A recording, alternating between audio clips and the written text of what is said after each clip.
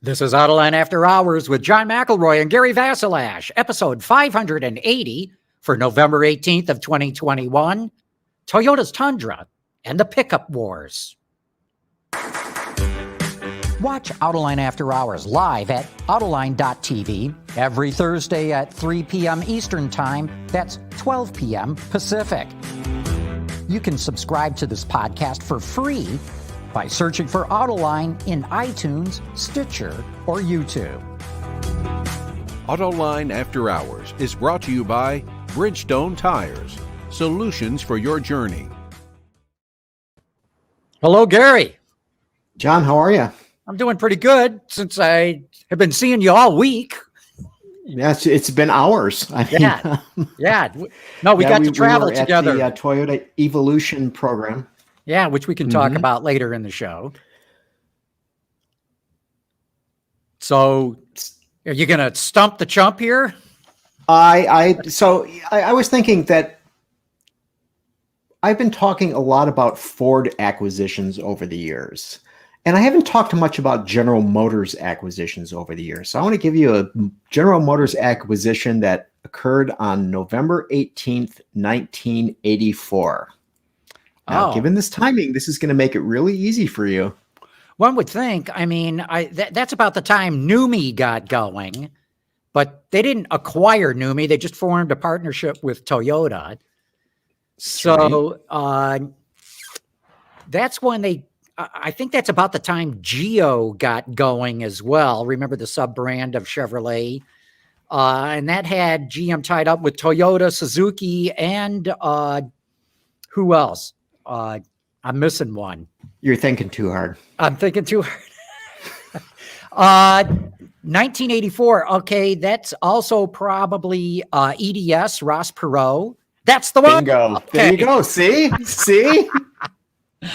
Finally, through process of elimination. So they picked it up for $2.5 billion. They hung on to it until 96, at which point they spun it off.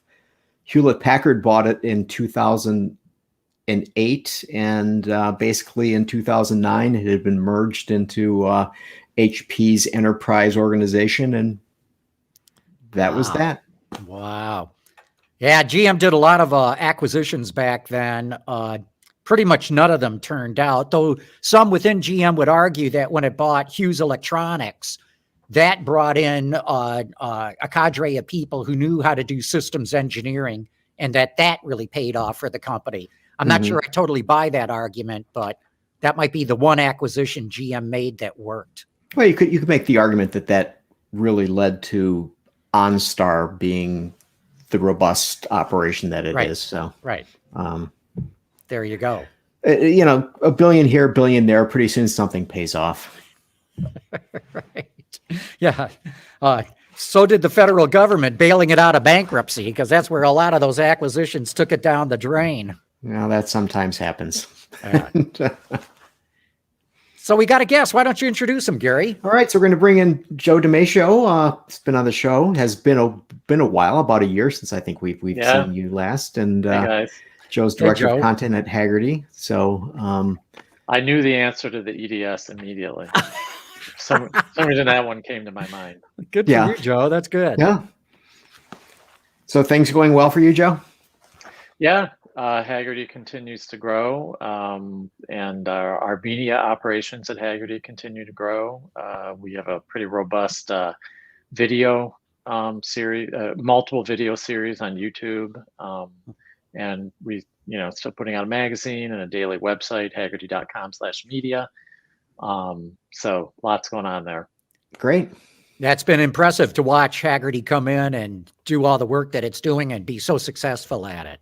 Yeah. And on the local front, you may be aware, we now own Concours of America, the Detroit area, longtime Detroit area Concours event.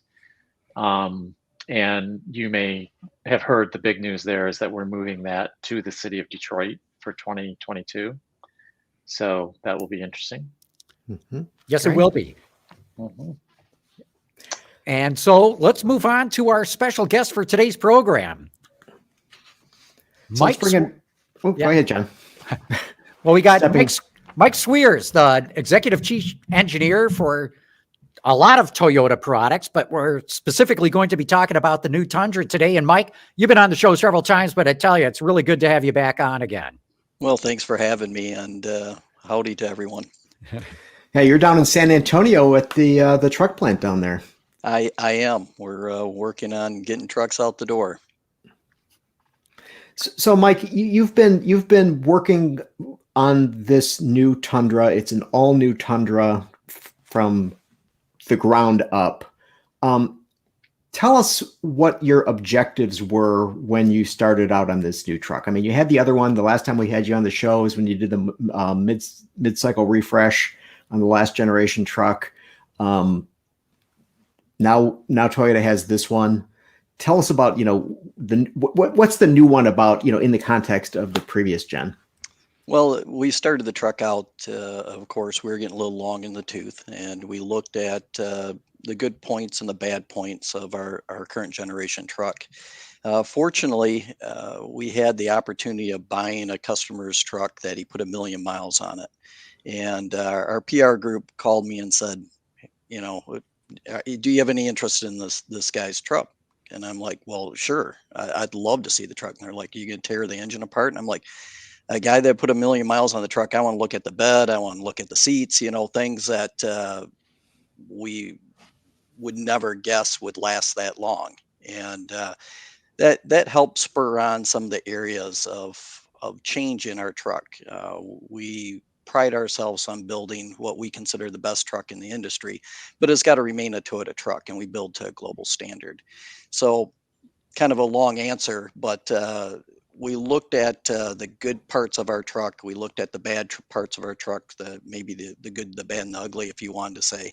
And then how do we improve upon that and modernize our truck and put the latest electronics in there and features that will enhance a customer's experience. So our keywords for this truck, we always have keywords in Toyota. It's a premium towing machine.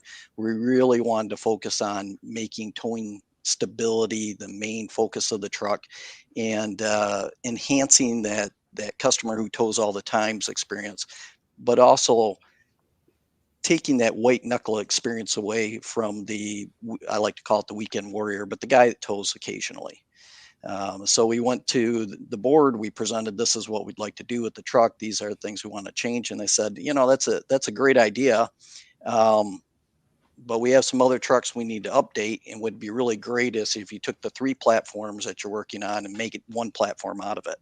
And I'm like, oh, this is an awesome idea. I'm going to get everything I ever wanted in a truck when we did that. Turned out it was a little more difficult than I thought it was going to be. I used to have hair. Maybe you remember that in the past. But we worked on combining Land Cruiser with Tundra and a few other vehicles out there. So the great thing is the towing stability and capability that we enjoyed with Tundra, we've improved upon. But I also got to incorporate Land Cruiser's capability into the truck as well. What other trucks are on it, on the platform? The new Land Cruiser 300, which is a 200 replacement. We're not selling that here in the States. The Lexus LX will be on it.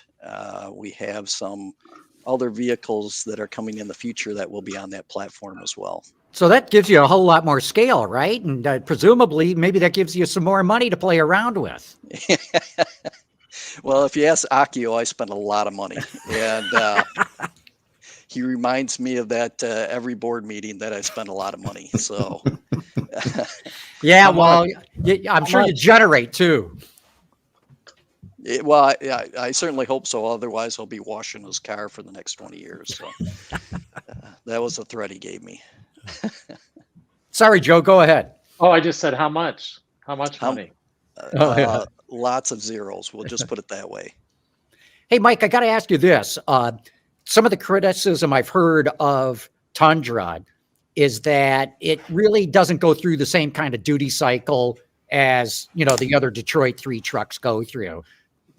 Pounding it, banging it, towing it, putting it through its paces. Did you increase the duty cycle on this new truck? Is that a valid criticism? And have you guys made this one even tougher? Boy, I don't know where that rumor came from. What I will say is, if you can point to other manufacturers that have had two trucks out of the same vintage go 1 million miles with no major repairs, then I'd be happy to argue duty cycles. What I can say is we build to a global standard. So the same standard we put Land Cruiser through, we put Tundra through, we put Tacoma through, we put Sequoia through. Uh, Land Cruiser being the 300, but also Land Cruiser 70. All of our trucks are built on this global standard, and Land Cruiser sets the standard for us. So our standard for Land Cruiser is the next Land Cruiser has to be more durable than the last Land Cruiser. Now that we're on the same platform, Tundra enjoys that. The duty cycle itself, and I shared this when we did our media event down in Texas, is I'll just take our transfer case. We use a Borg-Warner transfer case. One of our competitors uses a same Borg-Warner transfer case. Essentially, it comes off the same line. Our current generation Tundra, we have 1.5 inch drive chain in that. And they're using 1.25 inches. They use 1.5 inches in their 1-ton truck.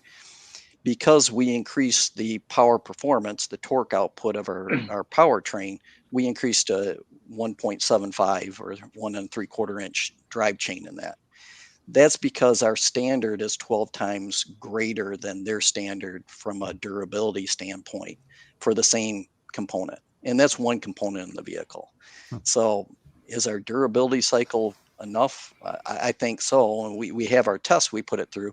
And then we do our non-standard testing. So we've had them on 4 continents.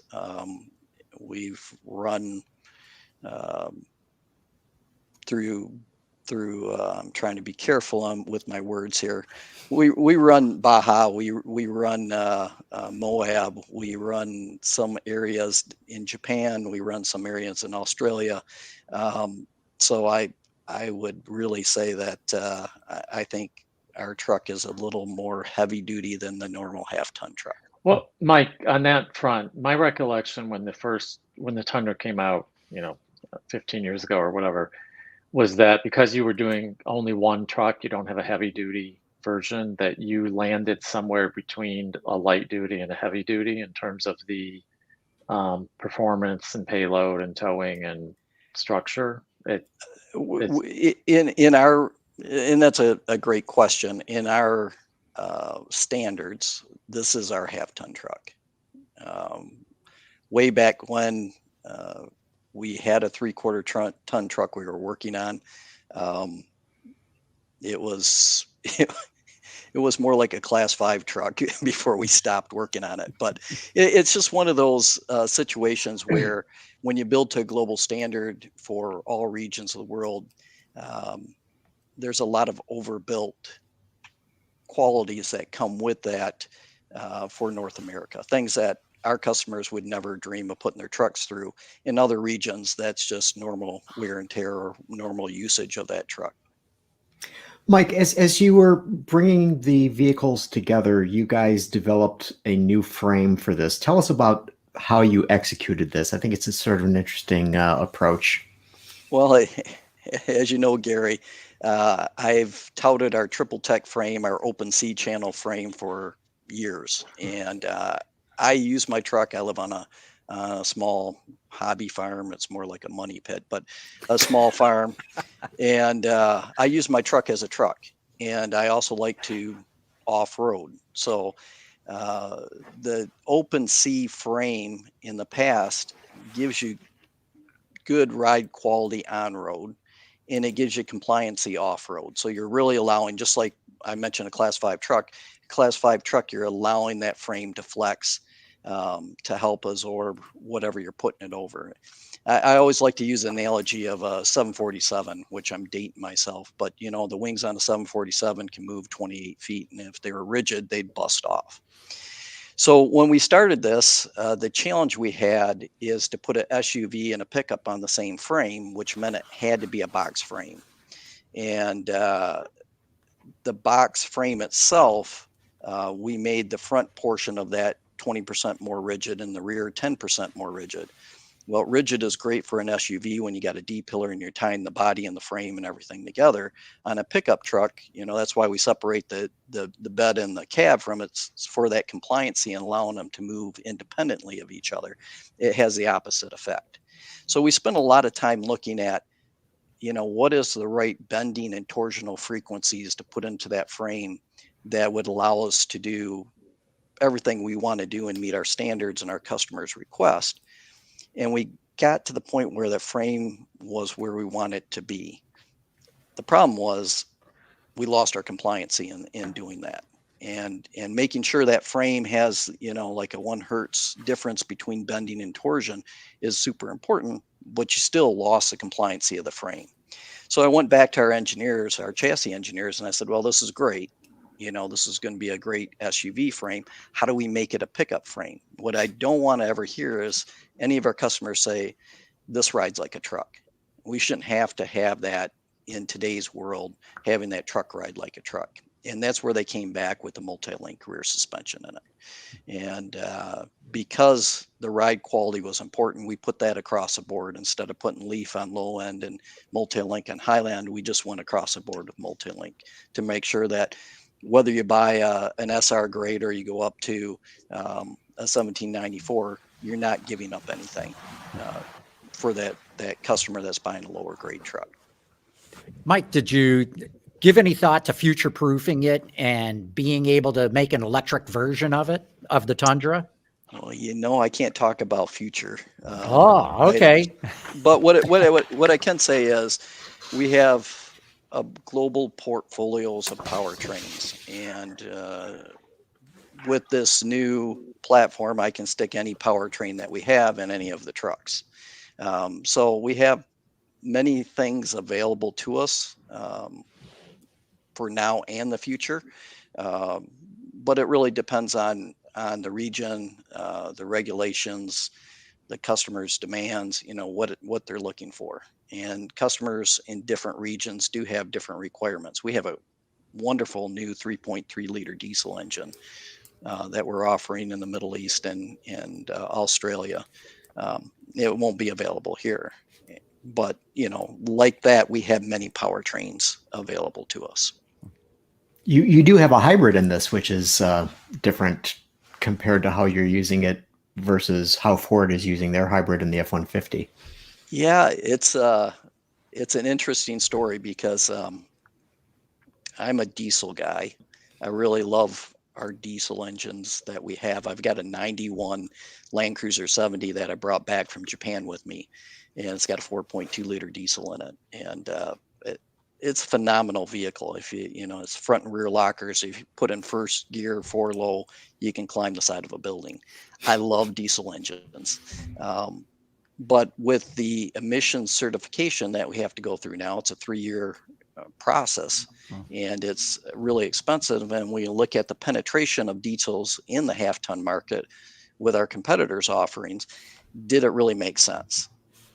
We know we wanted more fuel economy. We wanted more torque for the customer for that towing capability, but there's difficulties with diesels, and the cost of the diesel because of the after treatment systems are super high.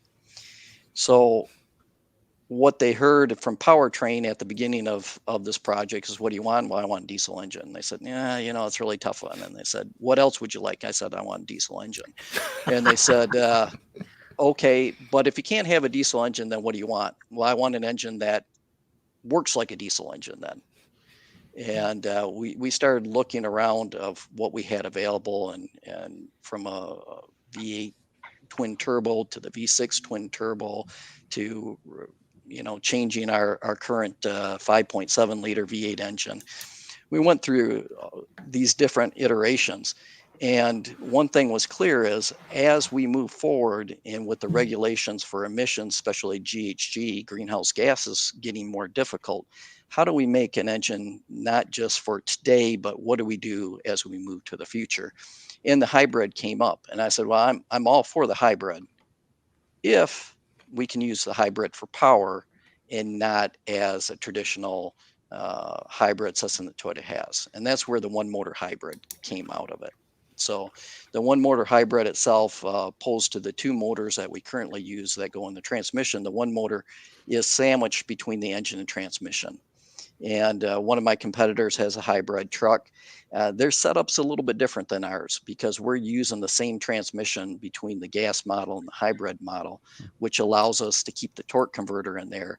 And it gives a little better ride quality. It allows us to do some different things that they're not able to do with that engine. But we didn't do it, for just fuel economy or emissions. We really did it to improve power performance. So now we have the V6 turbo, which is at 389 horses and 479 pounds-feet of torque. And when we put that MG, that motor generator, in between it, we jump up to 437 horsepower and 583 pounds-feet of torque, which is much greater than our current 5.7 at 401 pounds-feet of torque. Mhm. So that all the numbers sound great, but the really icing on the cake for this is that V6 turbo's torque curve gets that maximum torque out at 2400 RPMs. And it's really flat because of the twin turbos. So now we have that diesel curve without having the difficulties that go along with the diesel engine. So Mike, does that mean you had no problem losing the V8 or the image of the V8?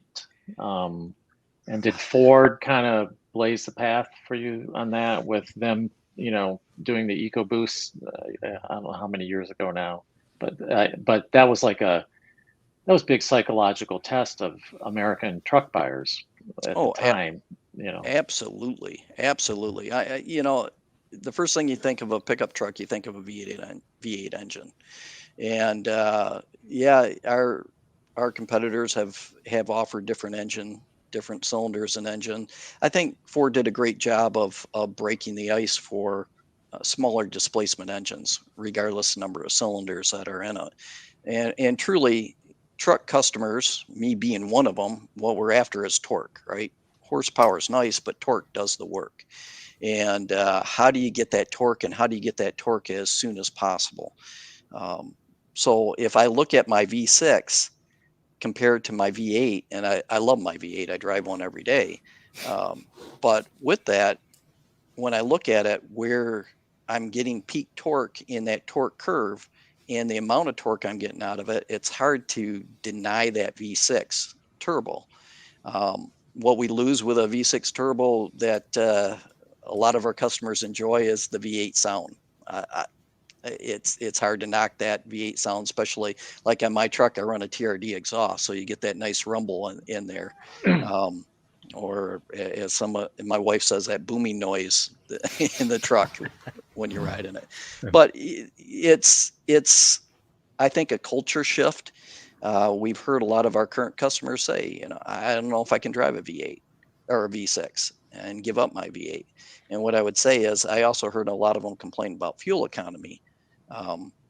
When you get better fuel economy and you're getting substantially more torque, how do you not want to jump in the seat and just try it? And once you get behind the wheel, it's pretty amazing.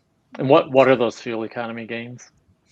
Our current one's about 16 is what we're EPA rated. The new truck is 20. That's combined. One thing about Toyota is we always focus on combined. I think we're 22 highway, but that's not our goal. Yeah, that's 25% increase. That is. Yeah. Mike, you mentioned before you didn't want your truck to drive like a truck. Go into a little bit more detail on that, because the new truck is remarkably quiet, and it doesn't have that kind of jiggle. That's the word I use to sort of describe, I guess it's the compliance between the frame and the body. This was, I'm not going to say it's car-like, but it doesn't have that jiggle, and the 1794 one was amazingly quiet inside. Well, we focused on really improving the NVH in it. The ride and handling was a key area that we wanted to be better in. One of the things we put in the truck that we haven't done in the past, and that was totally me It was electric power steering, so EPS unit. Like I said, I'm a big off-roader. I never could find an EPS unit that I thought was good enough for a truck where you could feel the road, or you could feel where you're at, where you knew where the front wheels were, especially if you're off-roading. And because of our new safety systems that we have in the truck, I didn't have a choice. I had to go to EPS. So I kind of taken a tangent off there, but the EPS unit is part of that ride and handling story, because when we put the EPS unit at, and how do you get that speed? Because a lot of the difficulty I have with EPS is they are delayed. And by putting the EPS in there and working on how do we improve the reaction speed of that EPS unit to what the customer is doing and make it more of a linear experience, it allowed us to do some other things. Trucks are notorious for understeer. I don't need to tell you guys that, especially if you're towing. So if you get into a corner, the trailer wants to push the truck straight, the truck wants to go straight, and you're always fighting that understeering. With the EPS unit, now when you go in tow haul mode, we can adjust the brake input, we can adjust the steering input, along with, of course, what the transmission and the engine's doing, to really, as I mentioned before, take that white-knuckled experience away from the weekend warrior and really enhance the guy who tows all the time's experience. That's all part of that ride that you're also going in. By going to coil springs in the back, we went to a 2-stage coil spring. That 2-stage coil spring allowed us to tune for empty and tune for basically full payload in the back, which with a spring pack, you don't have that capability. You either got to tune the spring pack for empty, or you got to tune it for full load, or somewhere in between, or you can put a helper spring in there if it's full load. But you got one shot at it basically to get the ride quality you want. And where do you put it? And that's where a lot of that "it rides like a truck" comes from, right? Guys with 3/4 ton trucks, you hear it all the time, is, I throw a few 100 pounds in the back and it rides much better. Well, that's because of the spring packs. But with the coil springs, we're now allowed to go in there and adjust that spring rate, because we got a dual spring rate in it, where empty or full, you have basically the same ride quality, and you can keep the posture of the vehicle as well.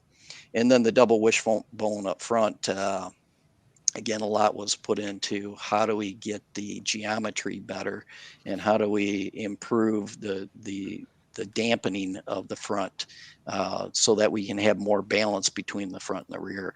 One of the difficulties with a pickup truck that an SUV doesn't have is, again, 60% of your mass is up front, 60 to 75, depending on the category of that pickup truck. And how do you balance that out? It's not like a sports car where you got 50-50 or close to 50-50 weight distribution in that vehicle. And how do you get the front where it's not fighting the rear suspension? Mike, you were mentioning the payload in the back. One of the things you guys have done on this truck is put a composite box back there. Where did that come from?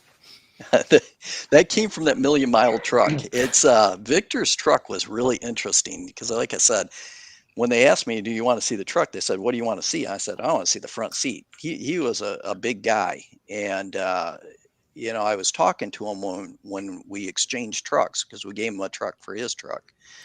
And I asked him, I said, "So how many hours do you think he spent sitting in that seat driving this truck?" And he said, he says, "I spent more time sleeping in that seat than I ever did driving." And so you have a 425-pound guy that's been in the seat for 1,000,000 miles, Wow. and who knows how many hours.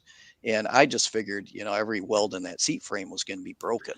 And I really wanted to see it. But the thing that came out of it, as we looked for areas to improve, because we tore the whole body and the frame apart and all the, every nut and bolt we looked at, but we went through cut checks on the body welds and that, because he used his truck as a truck, and 70% of the time he was either hauling or towing something. He ran hot shot delivery, and the bed looked like he used it as a work truck. It was just beat up. Now the exterior of the truck looked great. The inside of the bed, was just it looked like somebody dropped a building on it or something. Did he have a liner in it?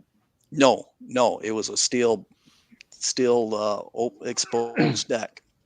So, wasn't a lot of corrosion because he was from Louisiana, but yeah, there was a lot of paint scratches and dents and dents where you can see the bed reinforcements where he was putting pump motors and stuff in or dropping them in. So this was an area that we really wanted to focus on, is how do we improve that? And we have a steel deck now. We looked at aluminum. We looked at changing to high strength steel. The aluminum gives you the light weighting, but doesn't have the dent prevention that the high strength steel has. But the high strength steel also has corrosion issues. So as we started looking at it, one of our body guys came back and said, well, how come we don't use a composite deck like Tacoma? I guess we haven't really thought about that, but it does fix the corrosion issue. It does fix the dent issue. And it's one of those great ideas that really, I think, enhances any customer's experience of owning a truck. By deck, you mean the floor of the bed? Yeah, the whole box on the inside. Oh, the whole box. Yeah, so we have a one-piece molded SMC box on the inside of that. Because this is of interest to me because I own a 2008 Tundra, and I just discovered a couple months ago. Yep, there it is. And I believe that's full of firewood, which is a frequent thing. Yeah, there's some more firewood.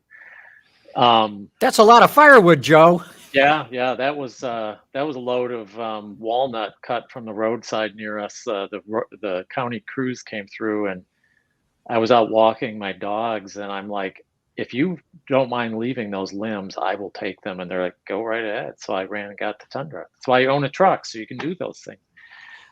Anyway, a couple months ago, I was unloading something from the bed and realized we have a plastic liner that came with it. I felt a crunchiness under the floor, and we've got some corrosion. I mean, it's a 2008. So the whole idea of what material do you call it? Composite. Just composite bed. Yeah. I'm all for it. Yeah, and you're a man after my own heart, because we heat our house with wood. So my truck's always full of wood in the back, and it's a funny story because I love the drop-in bed liners because they hide all the sins that are underneath the deck, but they promote corrosion. I figured they do. Yeah, moisture. They rub the paint off, and moisture accumulates under it. So I always had spray-in bed liners, but then you throw wood in the back of it and you dent the bed up. So the composite takes care of those. You don't have the corrosion issues. You don't have the dent issues. A funny story is we had the national dealer meeting, and Bob Carter calls me up. He goes, how can we show off this composite deck? And I said, well, you've seen the bed wars. I said, do the same thing. Drop a toolbox in the back, drop some bricks in it. He goes, will it hold up? I'm like, yeah, we've done these all before. Just do something like that. And our show was out in Vegas, so I flew out there. And I walked in the hotel, and he saw me, and he goes, Mike, oh, come over. Did you see what we did? And I said, no. He goes, oh, you gotta go see what we're going to show the dealers. And I said, oh, okay. So I went out back, and I'm thinking they've got a skid loader with a bunch of bricks in it. They're going to drop some bricks in there. And I walk out there, and they're dropping a Dodge Ram engine from 15 feet, excuse me, from a crane into the back of this bed of this truck. And I about passed out. He goes, what do you think of that? And I'm like, oh my God, we never, I'm glad you didn't tell me, because we never tested for anything like that. Who does something like that?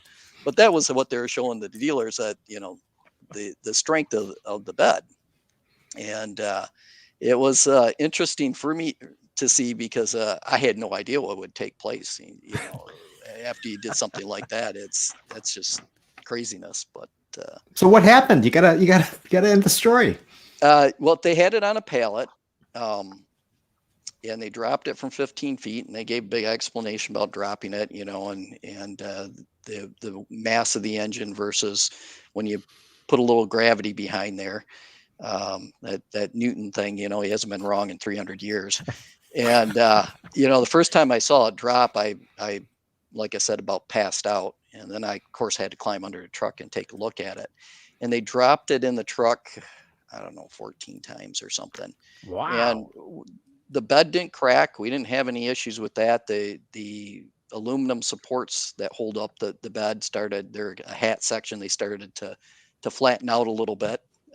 But what I will say, and Kurt's probably having a heart attack, but we shouldn't, we don't recommend you drop engines from 15 feet into the back of your vehicle. Not a good choice. But yeah, the composite bed is a wonderful addition. And somebody asked me, well, if it's so good, why hasn't anybody else done it? Because it's super expensive. And we try. And it's standard, you're saying? Yeah, that's standard. Yeah. Just like Tacoma. We made that standard. And it's one of those things, really looking at our demographics of our customers. Our customers are more active than our competition's customers, and looking at what they're doing. Tailgate's another wonderful story. As everybody asks me, why don't we have tailgates that flip and flop and fold over and make coffee and these type of things. And it really comes down to what our customers use tailgates for. And when we started working on the trucks, we looked at our tailgate, and we have tests for loading motorcycles and snowmobiles and ATVs, but we were getting customer complaints about denting the inside of the tailgate when they put a UTV in there. So UTV's popularity has gone up. You can load one in the back of the truck, but the loading points in our structure weren't really supporting that load. So we changed from a horizontal structure in the tailgate to a vertical structure in the tailgate, so that we can make the tailgate stronger, yet make it lighter. And it's how much lighter is it? Because mine is heavy, very heavy. It's 20% lighter than the current one, but we have better assists in the new one. So you should buy a new truck, is what I recommend. Well, I literally, it's like I have to get below, and it's like a reverse squat to then push it up. But it's a little workout. But you should have you have a dampener on there, right? Or it dampens on the way down, but it to get it back up seems like it takes a big lift. We can take care of that. We can definitely get you in a new truck. I'm sure. I was hoping to get a retrofitted composite bed. Yeah, you might have a little trouble fitting that on your truck. I figured. But the problem is this thing, it's in very good shape. The body's in really good shape. It's only got 100,000 miles, and you've just told me that I'm only 10% of my way through the life cycle of the truck. So we have customers that do that in a year. I'm sure. We say that truck is just broke in now. So exactly. I mean, it runs beautifully. So it's not a daily driver. It was for a number of years, but then at a certain point you decide, like, okay, we're going to have a truck. We're never getting rid of this truck, because every household needs a truck, Absolutely. I couldn't agree more. Hey, look, we're going to have to wrap this segment up. We're going to have to take a quick commercial break here, but Mike, great having you on the show again. I've driven the truck, as I mentioned earlier. It's a great truck. I think you guys should do well with it. Well, thank you. Thanks for having me. Thanks, Mike. Great to meet you, Mike. Take care. Meet you. Real good. We're going to be back in just a moment talking about more things in the automotive industry.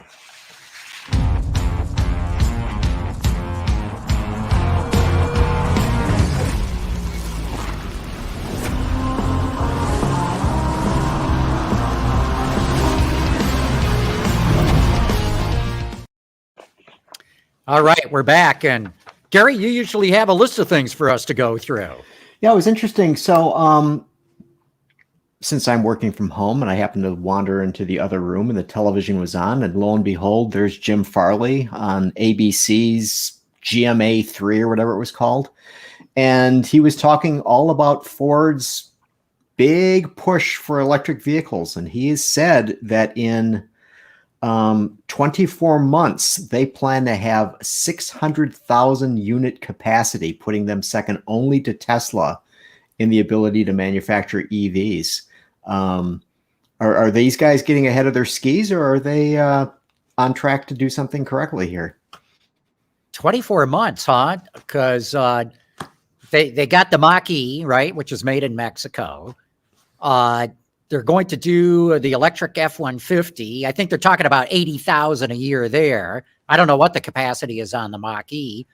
And what else? They're converting E-Transit. E-Transit. I don't know what the volume on that's going to be. And then they're converting, what is it, one of their plants in Canada, Oakwood or something like that, to make electric SUVs. But so there's clearly more coming that they haven't announced yet.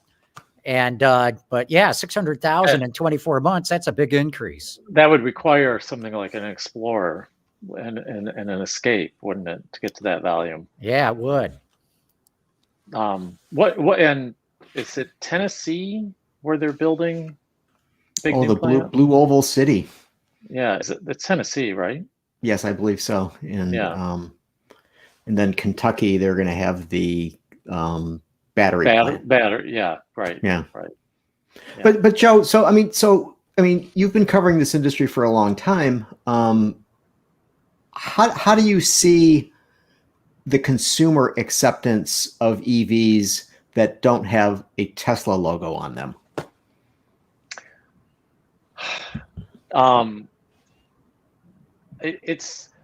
I don't know. It's been fascinating just this fall to see this momentum on EVs. And maybe it's still just cultural chatter at a certain level and hasn't reached, the critical mass of your average American. But there does seem to be, we seem to be approaching the tipping point where, I mean, it's going to be all about practicality, of course. And we've been at early adopter stage for a number of years. I mean, I would argue that most Tesla owners up till recently were early adopters, and you could argue they still are early adopters. For your average American, we're not there yet, but but everybody keeps saying we're going to exponentially get there so much faster starting now. So it's going to be, I think it's going to be a very interesting 24 months for sure. So it's, but the conversation about it seems to have amped up considerably just in the past few months. I don't know if you perceive that as well.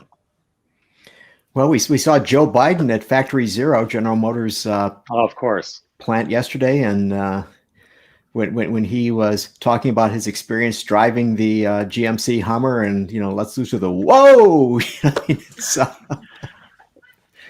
Well, that's getting putting a whole lot more attention on EVs. The president's going to be running around the country now selling his stimulus program, and so there was a lot of people tuning in to see the first of these speeches, and there were 2 Hummer EVs in the background during his entire presentation yesterday. That's an incredible free commercial for Hummer. There's also a Bolt back there. I don't know if you noticed that. I don't think anybody else did either, but yeah, there was one there. But no, I mean, it seems that he's putting a lot of money behind the electrification of America. Gary, to your initial question, I'm reminded of 20 years ago when the Prius, exponentially became popular, and a lot of us thought it was because the very form factor of the vehicle advertised the virtue of the owners, and comparable hybrids from Honda and other manufacturers were completely ignored, because if you had a Civic hybrid and it passed by you on the street, you didn't perceive it as that's an owner of a hybrid. They're environmentally friendly. So I don't know if that phenomenon also applies to sorry, someone tried to call to Tesla, because Tesla also telegraphs the intentions of its owners, and their virtue, or their perceived virtue. So that'll be very interesting. Joe, yeah. Don't you think that changed with hybrids? I mean, I completely agree with you. The early hybrids, Prius notably, looked different because people wanted to show the world that they were doing their part to save the planet.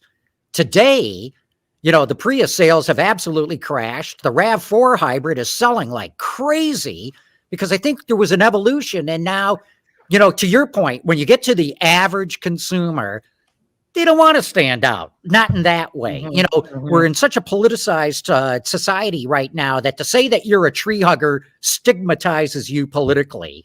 And I think one of the reasons for the success of the RAV4 hybrid is it doesn't scream that it's a hybrid. And I'm wondering if that's going to happen with electric cars as well. I think it will, and that will be the point where there's mass, you know, adoption. When you buy an electric, kind of just as red, because you need a sedan. Like, oh, it's electric. It just makes more sense, and I've got the charging network is there. You know, all the things that need to be there for people to feel comfortable with it.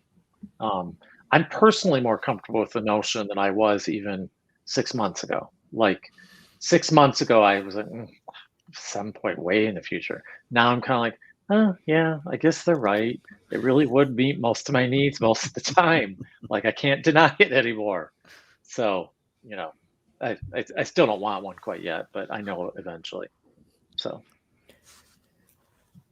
it's interesting. So John and I are jurors for the North American Car, Truck, and Utility of the Year, and yesterday the finalists for the 22 awards were announced, and I thought it was interesting that so of the 3 categories, each of the categories has an electric vehicle in it. So in the car category, there's the Lucid Air, and it's joined by the Honda Civic and the Volkswagen GTI and Golf R. In the pickup category, there's the Rivian R1T, which is joined by the Hyundai Santa Cruz and the Ford Maverick. And then in the utility category, it's the Hyundai Ioniq 5 as the EV, and the Genesis GV70 and the Ford Bronco as the other utility contenders.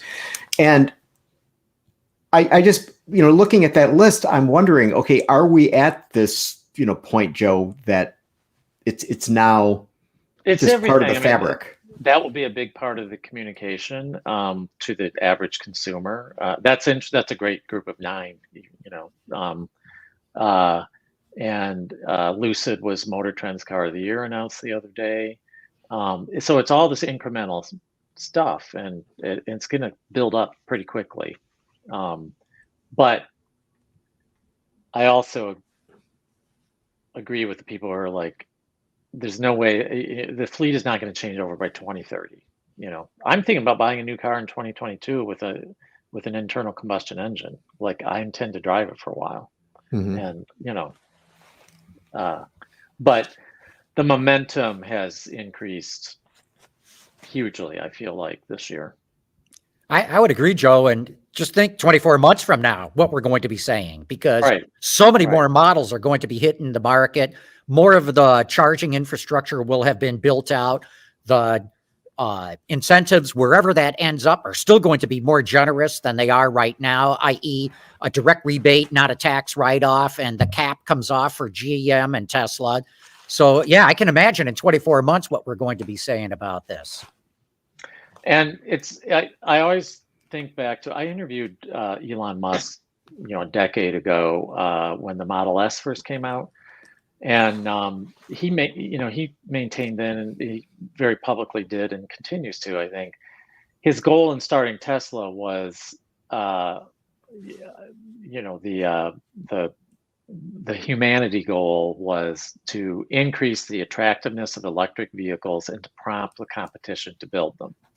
So he's been he's been phenomenally successful. He has changed the entire industry. So you know, if you believe him that was his goal and not to be king of the world, which sometimes you think that's his goal.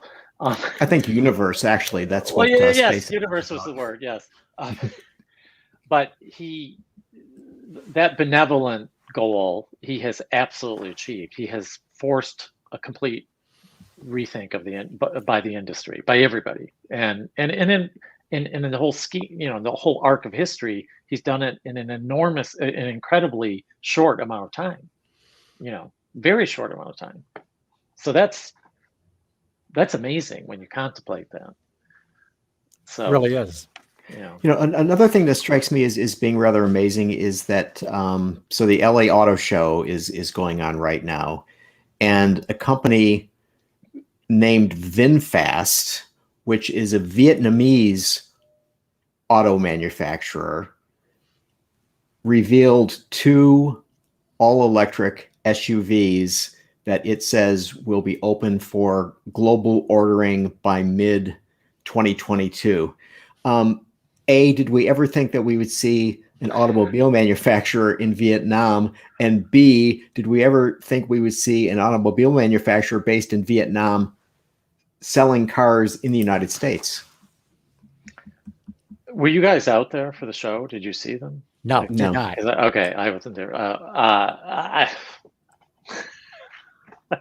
I mean, I suppose you might say 60 years ago, no one expected cars from Japan to rule, but like, my question is, what's their access to technology? Do they have a partner? Like, what is this based on? It's so apparently this VIN company is a conglomerate of various types, and it seems to me that basically what they have, different types of resources that they're bringing together for this execution, and then they're hiring people. I mean, I saw a video, and Dave Lyon, the former GM designer, was pulling a drape off of one of the models. So I think that's one of these phenomenon where you hire the talent from existing OEMs. Well, and on the Lucid front, we're now to the point where isn't Lucid led by or founded by people who were refugees from Tesla? So we're far enough along in the game that, because initially electric car companies like Tesla, I always took solace in the fact that they, in order to actually build a decent car, never mind the powertrain, but like the physical, the body and the chassis, they had to, in the manufacturing, they had to recruit from traditional legacy manufacturers.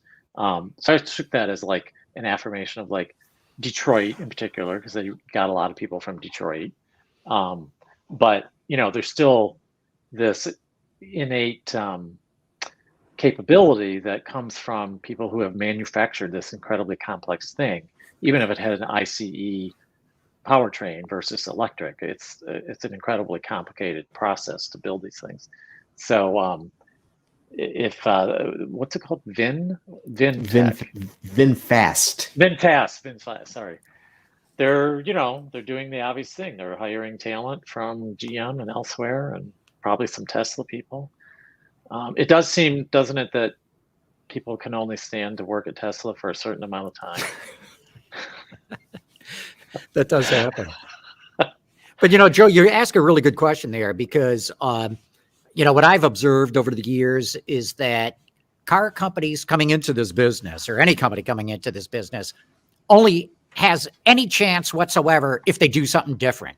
If all they try to do is what the others are doing, they don't stand a chance. But if they bring something new to the party, they very much do have a chance. So Toyota brought the Toyota production system, for example, which all the other Japanese automakers copied and then took out to the world. You look at what Tesla is doing. Oh my gosh, on every step of the way in its business model, it's doing something different. Lucid is doing things different, in the sense that they really understand batteries, having made the battery packs for Formula E. And Fisker bringing an asset light model in terms of how they're doing it. I don't know enough about VinFast, but the little that I know, I don't see them doing anything new or different. They're just saying, right. Me too. Here, we got the capital. We built a car. We're in the business. So, Jen, what does it say then about the legacy automakers that are trying to go into this new field of electric vehicles? I mean, so what becomes the fundamental competitive advantage of a BMW or a Mercedes or a Ford? Yeah, well, their advantage, of course, is brand. Their establishment in the marketplace, the millions and millions of existing customers they already have, their distribution network, i.e. their dealers. They're not necessarily doing anything new, but what I'm saying is to break into the business and be successful, you've got to do something new. Now, having said that, there's no question. I mean, Tesla is developing cars at a different rate, much faster than traditional automakers. I believe it's using these digital models to get there. General Motors is changing its product development process to, I'm not going to say mimic that, but it's using the same sort of tools and getting the same kind of benefits. I mean, GM claims it's knocked 2 years out of its product development process, which is an amazing statistic. So the established ones are going to have to use the new tools, but their advantage, like I said, is brand existing customers and distribution network. Okay, but couldn't the brand actually be a demerit rather than a positive? Absolutely. No question about it. Yes. So, I mean, it cuts both ways. But, you know, for premium brands like Mercedes or BMW, they don't have to explain who they are. They just have to explain, hey, we've got an electric car, and people will believe it's credible. Most people will believe it's credible. But I mean, you remember when the Porsche Taycan came out and everybody is like, oh, finally, you know, the Model S is going to be destroyed by this car. You know, nobody has to explain what a Porsche is. Right. But somehow, you know, I mean, it is quite a bit more expensive though, too. Isn't it like 50 grand more? I mean, maybe because you can get into a model. Yeah. I mean, I think horses to horses, you basically can get to the same point, you know, with the vehicles. But again, I mean, so every time that a traditional OEM comes out with a car of whatever type it is, it's like, this is going to crush Tesla. Well, but remember, those are clickbait headlines. Oh, is this going to slay Tesla's Model S? And you know, so don't pay attention to that. Our viewership just went up because we're talking about Tesla. Yeah. But you know, to Porsche's credit, the Taycan is its best-selling car. I'm not counting the SUVs that it's got in its lineup. I mean, the Taycan's outselling the 911 right now. So proportional to what Porsche does, the Taycan's doing really well. And if you look at the Audi e-tron, it's not a bad selling model. Now, neither of those, the Taycan or e-tron, are a threat to Tesla, but respective to what their brands are and the volume that their models do, they're doing a pretty good job with it. And we can't ignore the charging network that Tesla has developed. And from everything I read, they are so far ahead of anybody else on that, that it's like everybody's going to be playing catch up on that for a long time. So, and that is what has allowed a lot of people who might have EV hesitancy to finally realize, like, oh no, for my life where I live, they're not lying. I can drive from, you know, LA to Seattle, no problem. Or I can drive from, I have a colleague who lives in Westchester County, New York, and he just drove to Ann Arbor, Michigan this week. Not a problem. You know, I presume you can now drive from New York to Florida easily on the Tesla supercharger network, et cetera, et cetera. All these major common routes. You're like, oh, yep. You know, people now know electric works for most people most of the time on a day-to-day basis, you know, for their commuting and going to school and whatnot. Absolutely works. The thing keeping people from making the leap has been like, well, I know, but twice a year we drive to see my grandmother who's 600 miles away or whatever, and I want to be able to, you know, and now they can still make those sorts of trips. So isn't this an interesting model, though? You know, John, and you're talking about doing something differently. And I mean, can you imagine that if back during the development of the auto industry as we know it, that there were General Motors gas stations and Ford gas stations and Chrysler gas stations? Because I mean, essentially, that's what the Tesla supercharger network is, right? They're saying, okay, we build cars, but we also provide the means by which we're going to get those electrons in the cars. Right. Whereas traditional OEMs basically say, okay, we build the cars and somebody else is going to make sure that you get the electrons in that, and we'll just partner with them. And when will there be a reconciliation of that out in the real world? Or will there ever be one? I mean, because it does seem ridiculous that Tesla, to its credit, did this network. It's an incredibly ambitious network they built.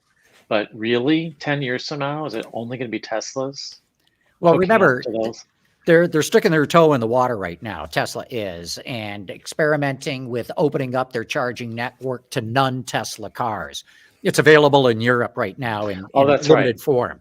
So I don't know if they're going to pursue that or if it's going to piss off existing Tesla owners if they have to wait in line with some non-Tesla car in That's front what of I them. had been hearing. Yes, exactly. Like So, a but mere, we'll see where it goes. And, some automakers, notably General Motors, it made a commitment to install 50,000 chargers, although that includes a lot of level 2 chargers, which I would argue is not worth doing. But yeah, we'll see a big change in the next 3 years in the amount of charging stations that are available.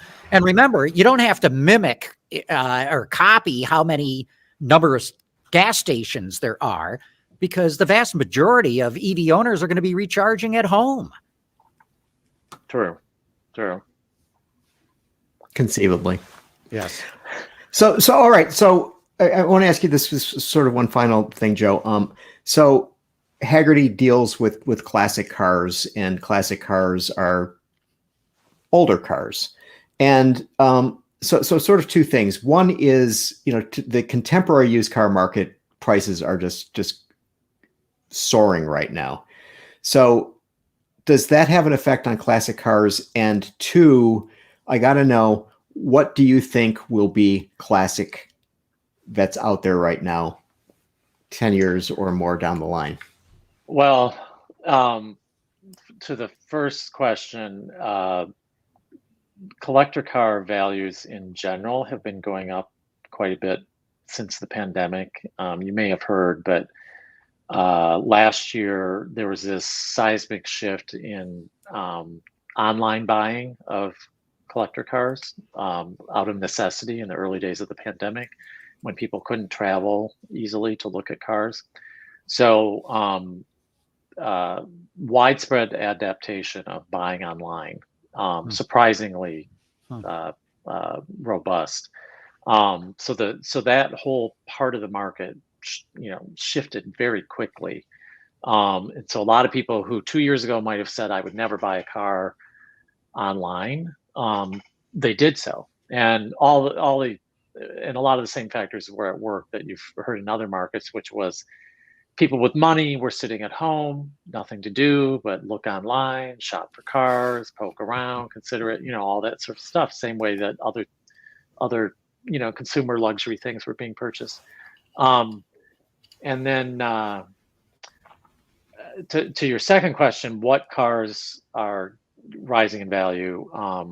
Basically what we call modern classics, 80s, 90s, and aughts cars, Japanese cars. We do an annual thing called the Hagerty Bull Market.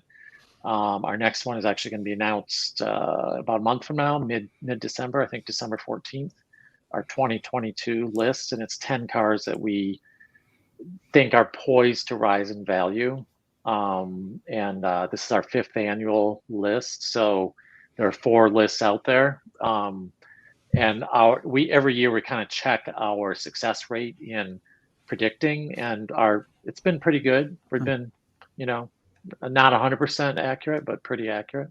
And that's just kind of like looking at our evaluation data. A lot of what informs our thinking at Hagerty is we obsessively track demographics and other statistics on people who call or contact us for quotes on cars. So we can say, like, in a given year, the percentage of people who called looking for a quote for insuring a 1993 Toyota Supra Turbo went up X%. And of the people who called, they fell into these demographic categories, meaning like millennials and Gen X and that sort of thing. So that's how we see trends, is through that sort of stuff. But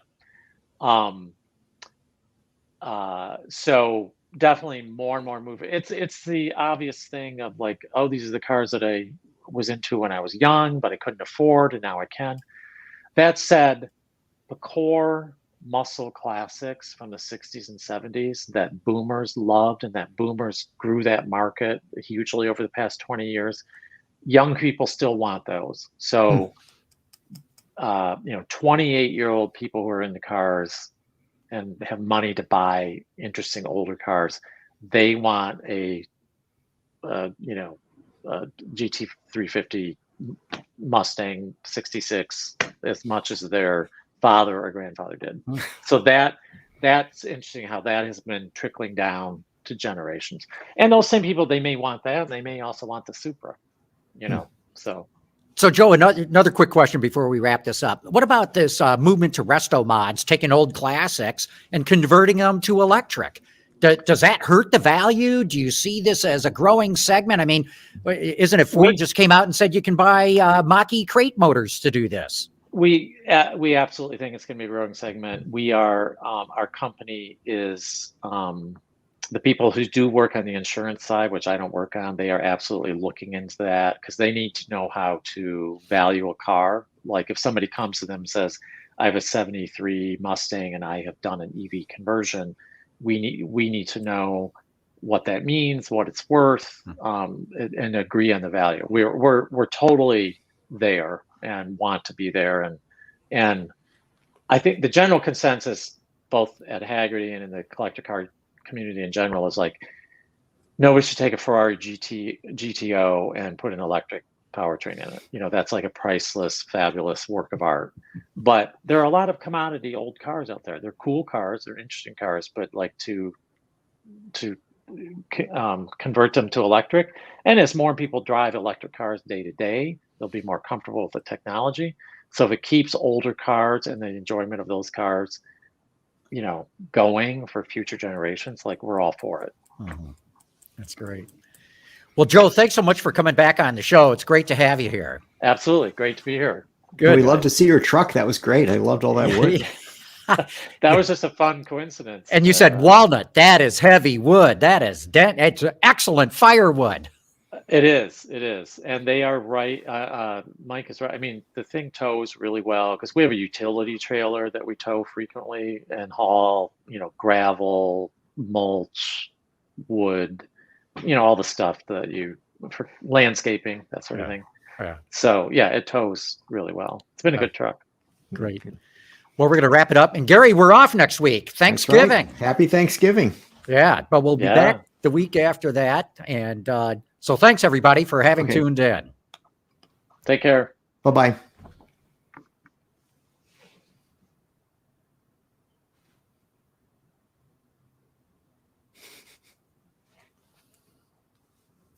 Autoline After Hours is brought to you by Bridgestone Tires, solutions for your journey.